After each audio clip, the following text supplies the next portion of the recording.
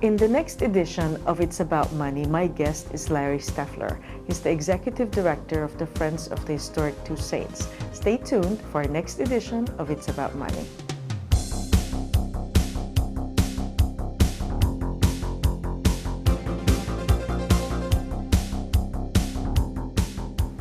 Hello and welcome to another edition of It's About Money. I'm Nannette Nocon and thank you for joining us.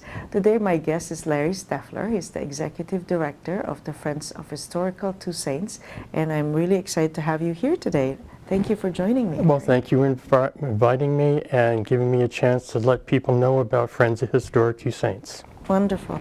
So first let's talk about the building itself. What can you tell us about the history of Two Saints? Okay, let me first tell you that Two Saints is a beloved nickname of St. Luke St. Simon Cyrene's Episcopal Church in downtown Rochester. As you can tell, that's a pretty long name, so people have switched it over to Two Saints. Got it, okay. And actually the building is the oldest public building in Rochester. It was completed in 1823. And actually there was a St. Luke's church on that plot of land starting in 1817, and then they outgrew it and they built the church that is standing now in 1823. Oh, I see. That's why they just combined the congregations or the churches together. Yeah. I see. And where is it located downtown? Okay, it's located at 17 South Fitzhugh Street. Mm-hmm. It's part of the City Hall Historic District, St. Luke's Church, the Academy building next door, and the old City Hall across the street, and the county building on Main Street consists of the City Hall Historic District. It's pretty much on the corner of Broad Street and Fitzhugh. People probably would know it from, you go into the Civic Center parking lot, it's across the street from there. I see, so it's sort of hidden. It's sort of hidden on a little corner, yes. You know, and it's a fairly small church, so it's not big and imposing like a lot of the other churches in the city. Thank you for sharing that. Let's talk about the historic, Friends of the Historic Two Saints, because that's something that is connected to Two Saints, Two Saints being the venue. Would you talk about that, please? Sure. Friends of Historic Two Saints was started like about 2 years ago. 2017. 2017. My husband took the job as a rector there 3 years ago.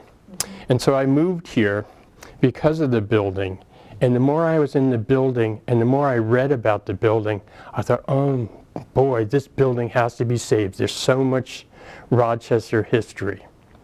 So what we did a couple of years ago was separate Two Saints Church and formed a secular nonprofit, Friends of Historic Two Saints, Inc.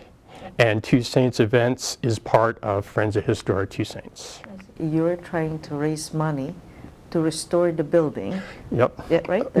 Which is a house of worship as well. It's a house of worship, but it's a big major part of Rochester's history. And such, we had a building needs assessment done by Barrow Architects about what needs to be done to keep the building up and restore it to a preservation level, and it costs about $1 million to do it.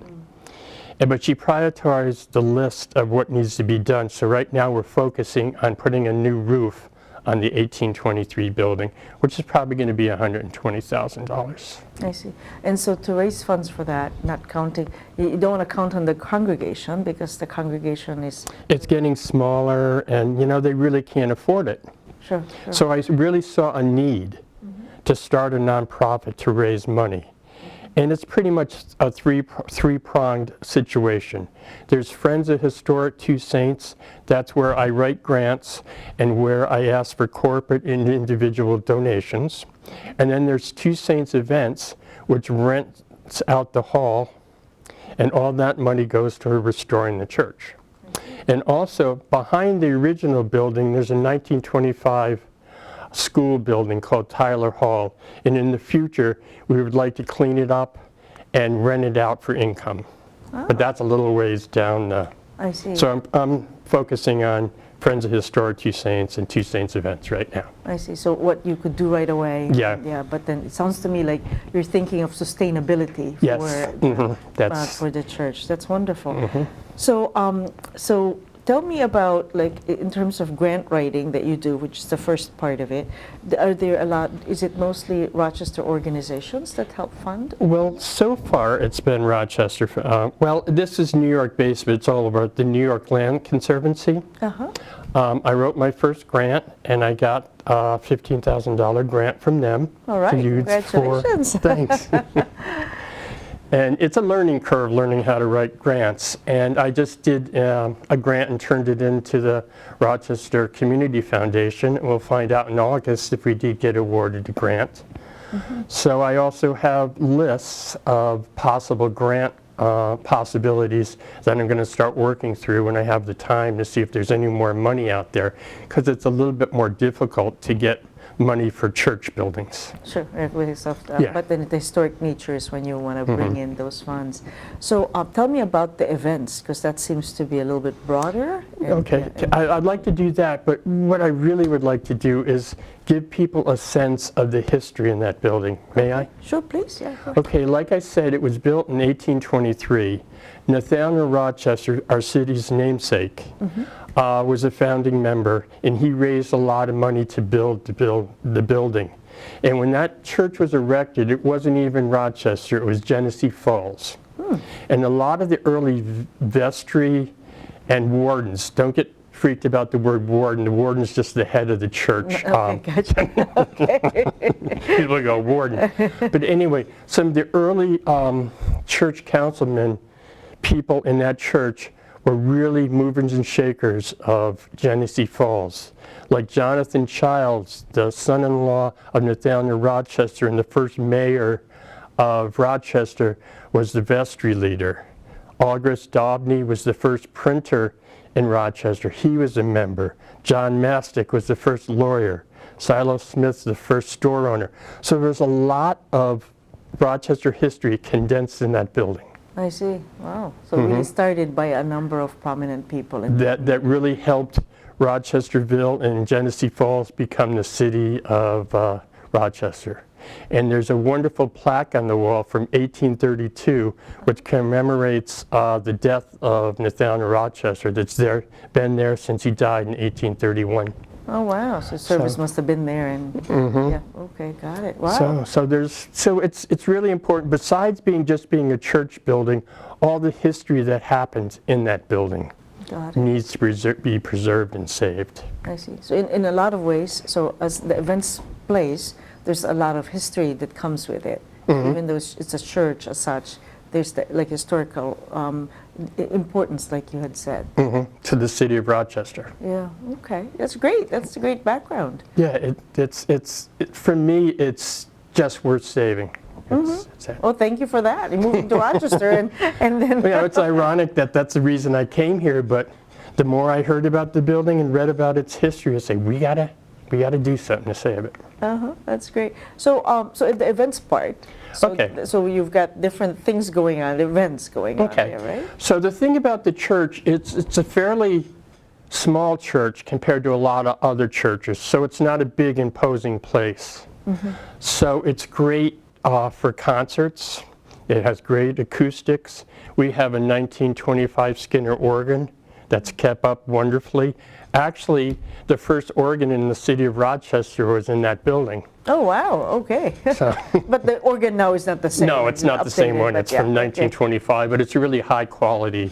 I see. Yeah, last year the Organ Society of America came to the church to listen to a concert through the organ, so it's got a pretty good reputation around it having a nice organ. That's great. That's actually wonderful, because we have that meeting here in October of every year, right? Yep. From organ enthusiasts from society all over the world, yes.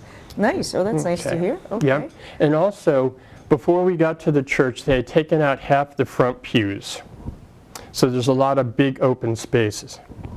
So we have about 125 beautiful wooden chairs that can be positioned as you need them for different events.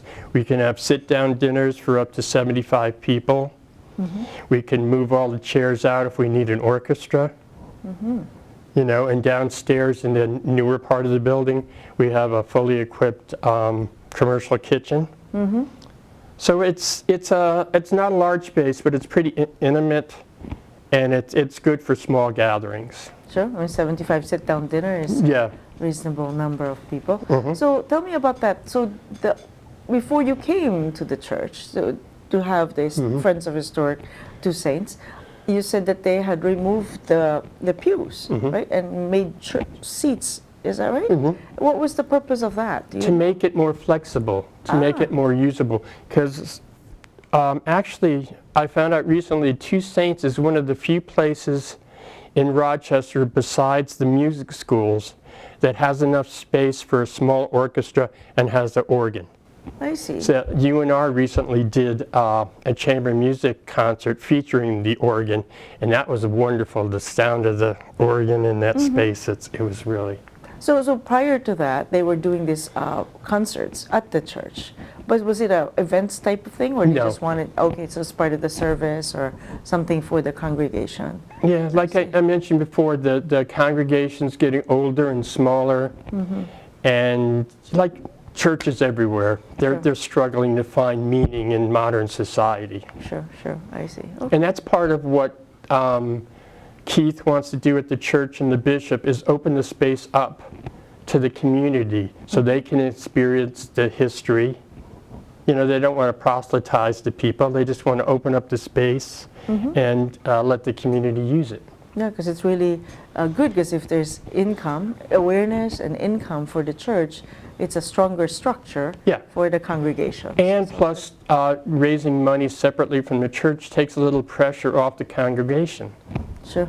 You know, right. I've gotten a lot of thanks for doing this, because it takes, you know, they really realize now that it needs to be done, and if we wait any longer, it's going to get more expensive and a lot harder to do. Sure, that's a good point. So instead of raising money from the collection or donations of the members, they're able to, you said, remove the pressure from them having to give in addition to. But actually, I want to let you know that the church is doing their share. Oh, okay. Because actually right now, the 1925 building has a leaking roof. So they have to, right now, they're in the process of finding bids to have the roof fixed. So they're doing their share. Got you it. know, Okay. the best, you know, so it's Collaboration between the congregation and the Friends of Two Saints. Friends of Two Saints. Yeah, great. Okay, well, that's good. That's really nice to have that. So what kind of unique events have you had there at the... Well, let's see. We've had like 3 or 4 weddings, which is great. We had a wonderful cello concert. That was great. And actually, in about another month, we're going to have our first art opening. Oh, okay.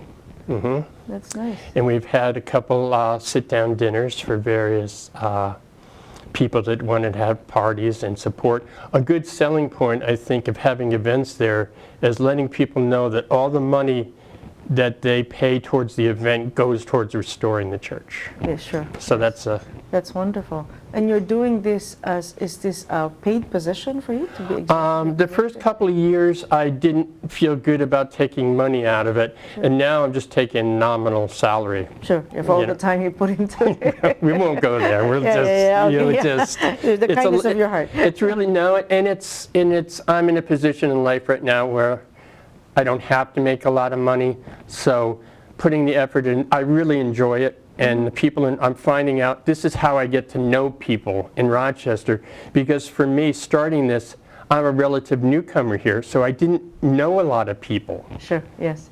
You know, so it's been taking time to get the word out, and it's really important for me, for people to understand that we're a legal nonprofit. We do everything by the book, you know, because it takes a while for people to understand that you're not fly by night, that you're actually a well-organized nonprofit. Yeah, that's a good point. So a good point for us to take a quick break. It's been an interesting conversation. Thank you. We'll continue our conversation with the Friends of Historical Two Saints in a moment. My guest is Larry Steffler, and we're talking about the Friends of Historic Two Saints and as a place for gathering for different events. We'll be right back.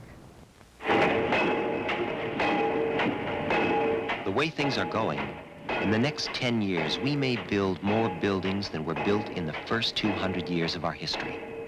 To do it, we may tear down most of what we built in those 200 years. We don't have to destroy our past to build a future, but every day our past is being threatened by the bulldozer. You can stop it. Right Preservation, Box 2800, Washington, D.C., before it's all gone. And we're back. I'm Nannette Nocon. It's about money. My guest is Larry Steffler. He's the Executive Director of Friends of Historic Two Saints. Thanks again for being a part of my show. You're welcome. Right, thank you. So let's go back to the event side of Two Saints. It sounds like there's a lot of wonderful things that take place there, and but your objective is to have more events, more exposure, so that people can come and enjoy the space. Let's talk about the practical side of it. So I know you have a website that people can go to. Can you just share that website, please? twosaintsevents.org. twosaintsevents.org. Okay, we'll put that on the screen. And that tells them about rental, right?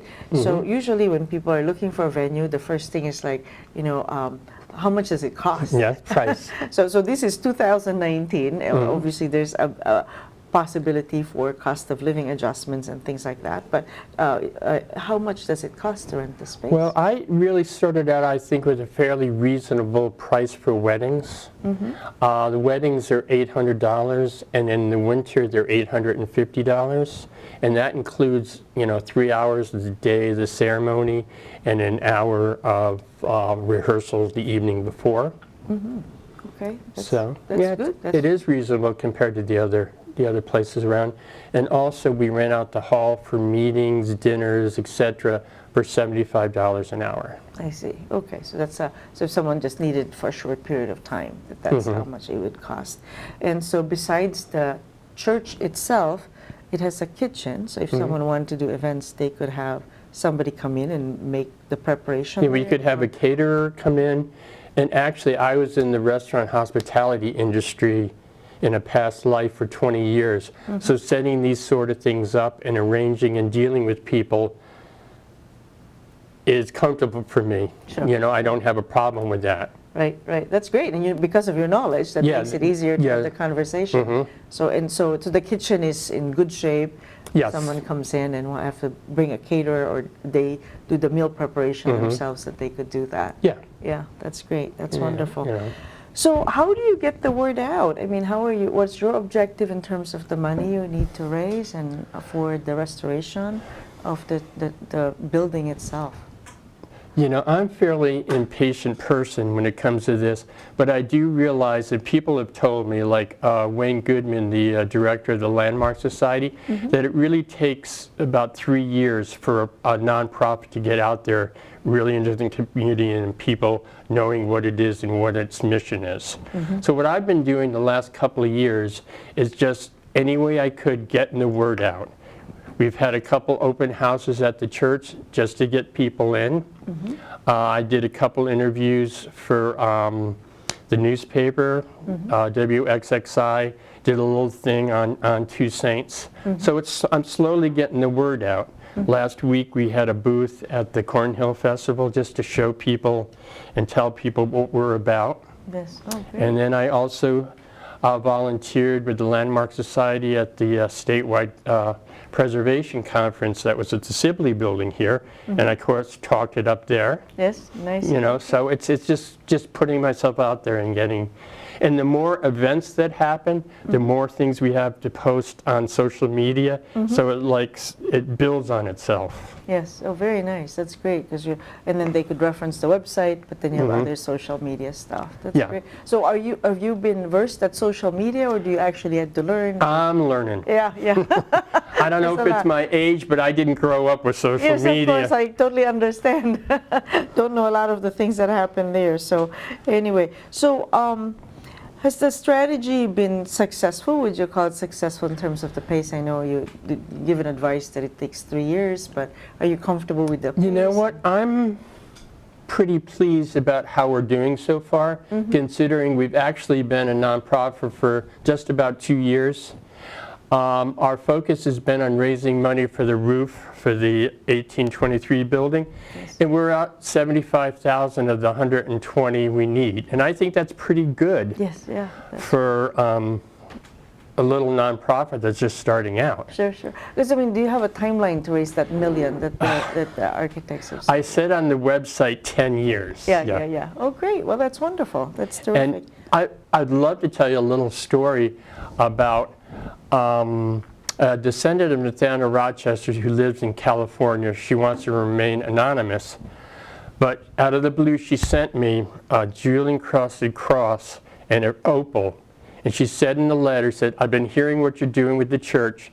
Please sell this and use it towards what you think is appropriate for the building. So, that was a wonderful thing that happened. That's $25,000 that she... Oh, my gosh. And so you found a buyer? In the process. Oh, okay. Very nice. That's good. Well, that's really historical, artifact, if you will. Something that's very nice. Yeah. That's great. So it sounds like she was staying in touch with Yeah, I think, because of the website, the church has a website, I have a website. That's great. Well, you could really extend the reach of the people who can come and support your efforts. That is great. So, how I met you is through one of your interns. He was doing his, Michael Hardy was doing his work for when he was going to school at RIT, right? Yes. And so that was his capstone project. How has that been useful? I'll tell you, meeting Michael when we did an HRC Human Rights Campaign event, and he showed up at the event, and we started talking, and it worked out that he needed his capstone done. But Michael's been here since birth. He grew up and he was in the hospitality industry, so he knew all these people that he introduced me to. I'll always be thankful for Michael to get me. Like I said, I've only been here 3 years, so the people that he introduced me to, caterers, other business owners, has been invaluable to get the word out. It's great, a big booster too. A big boost, yeah. And you actually you weren't looking for somebody to do that project. It just happened to be. That's wonderful. Yeah, and I think too, since when people hear about what I'm trying to do, they can identify with it. Trying to save a... Oh, sure. I think it's very creative, and why not, right? Yeah. Instead of having the building go into disrepair that it won't exist, might as well do something about it, and how wonderful that you're doing it. So I have to say that when I came to visit the church to look at the space, I felt a little bit irreverent about being there, almost sacrilegious, about thinking of an event there. I'm not talking about, I'm thinking about a little holiday gathering for my team, my office team. And, but talk to me about that. Does the pastor, how does the pastor, welcome or react to having the events there? Well, actually, I talked to the bishop, and I talked to Reverend Keith and the congregation, and they have no problem with it. They think it's a wonderful way to show the greater community what they have, and they're really proud of their building. And like I mentioned before, all the money that's earned, they know goes back into restoring the building. Yes. So they don't really have a problem with it. But I do understand what you're saying, because people of a certain age that grew up in a certain religious tradition, and I respect that. And I try to help them understand that what we want to do is open this wonderful place to the community. Got it. Yeah. So it's blessed by everyone involved. But it's important that the people in the building do respect the building and what it's been there for all these years. Sure, sure. I think that's so meaningful. So, and it's nice too that you've had this interaction with the Landmark Society, and certainly that is a landmark in Rochester. Well, they've been really great. Since I just was thinking about doing this, I called them up and I talked to a few people, Caitlin and Wayne and Larry over there.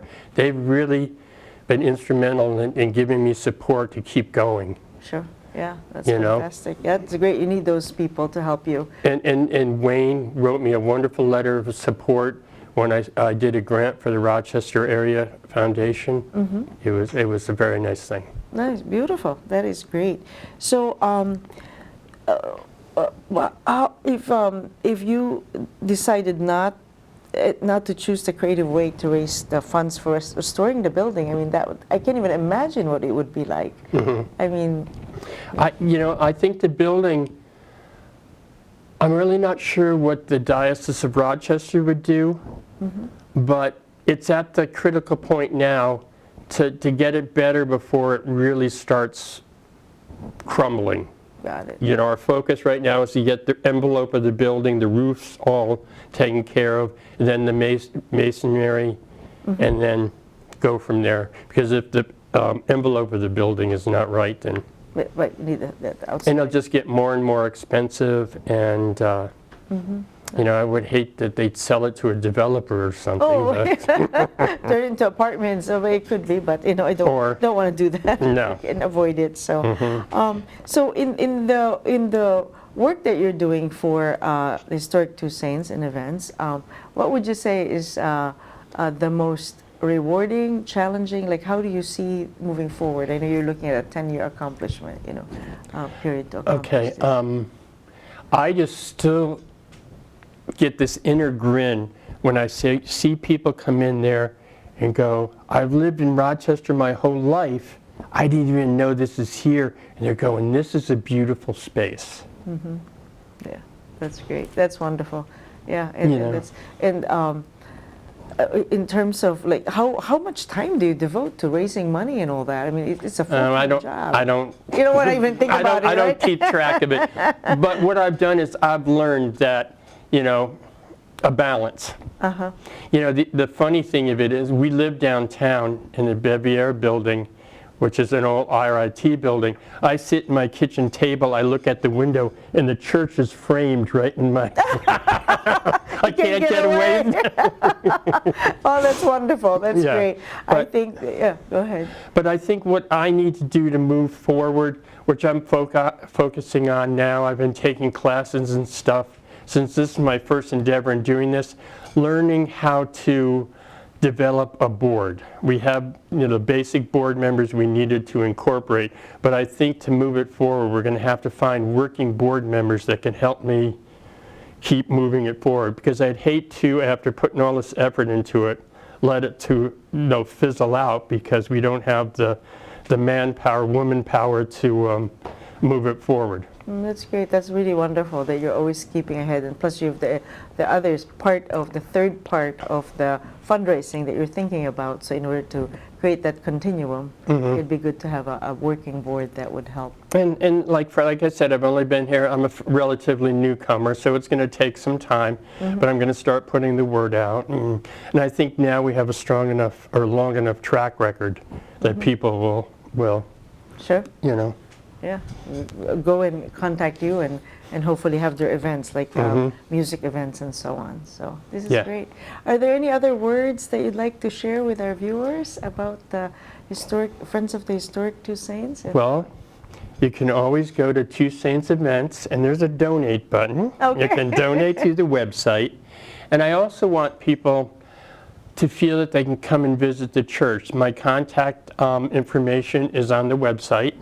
Feel free to call me, and if they want to come and see the church, I'm welcoming to give tours, or if people want to come by and see what we have there.